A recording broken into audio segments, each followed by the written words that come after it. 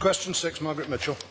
To ask the Scottish Executive what its policy is on the transportation of abnormal loads. Stuart Stevenson. The movement of abnormal loads across the UK is a matter reserved to the UK Government. Responsibility for authorising the movement of abnormal loads rests with the UK Department for Transport, and the Highways Agency acts on its behalf.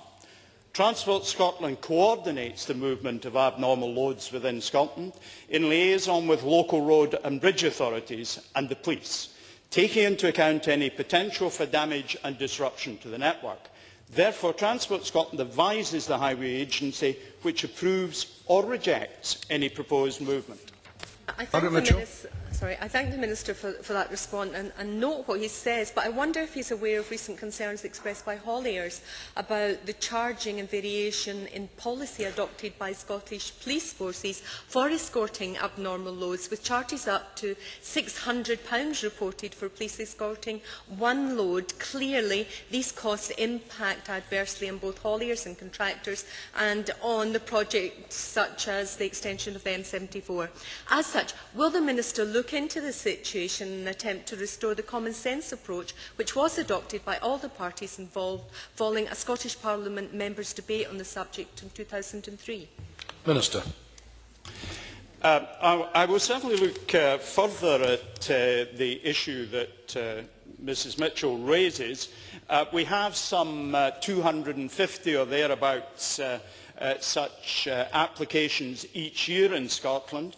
There is no particular sign, looking at the figures for 2007, 2008 and 2009, as so far have taken place, to show that there is a reduction or increase in the number of abnormal loads. They seem to be fairly constant. So I am certainly happy to look at the point that the member raises, but I do draw to her attention that I may be limited in the response that I am ultimately able to formulate.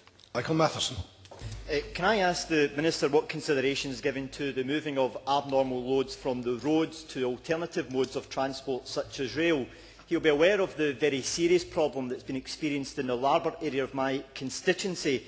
And does the Minister agree with me that where they are moving abnormal loads, as they are in the Larbert area of my constituency, by rail, that the rail operators should be looking to use rolling stock that minimises the noise and vibration that is associated with it? Minister.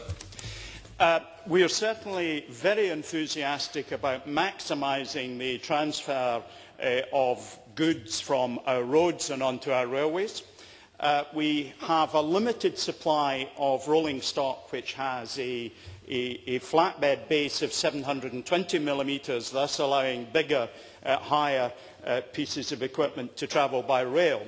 There are moves to increase the amount of rolling stock that can carry larger loads. We very much welcome that.